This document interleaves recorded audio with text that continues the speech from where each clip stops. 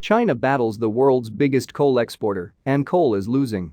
China has officially blocked coal imports from Australia after months of vague restrictions.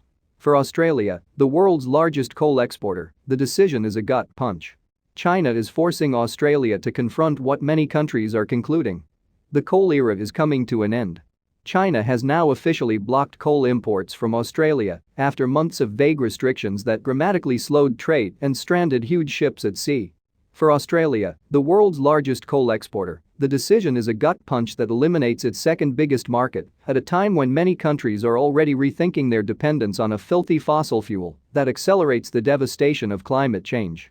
While Beijing's motives are difficult to divine, there are hints of mercantilist protection for local producers and the desire to punish Australia for perceived sins that include demanding an inquiry into the source of the coronavirus. China's commitment to cut emissions may also allow it to be marginally more selective with its vast purchases.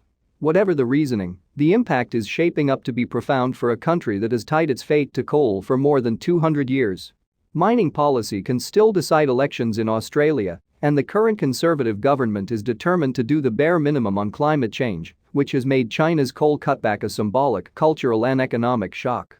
A transition has been forced upon us, said Richie Mirzian, the Climate and Energy Program Director at the Australia Institute, an independent think tank.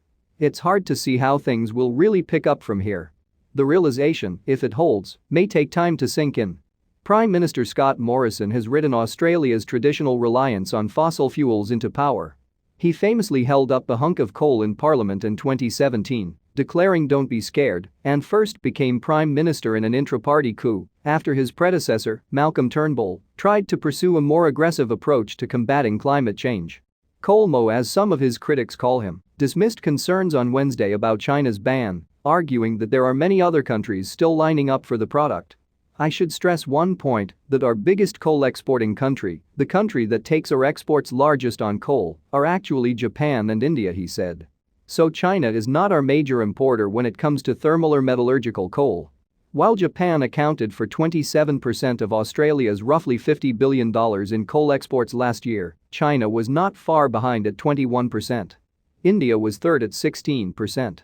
Mr. Morrison's faith in coal is hardly unique. The combustible rock is a most Australian product.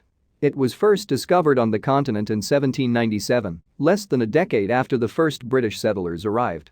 Since then, entire communities have been built around not just mines, but also sprawling ports where cargo ships lug mountains of coal all over the world. It is not a huge job producer.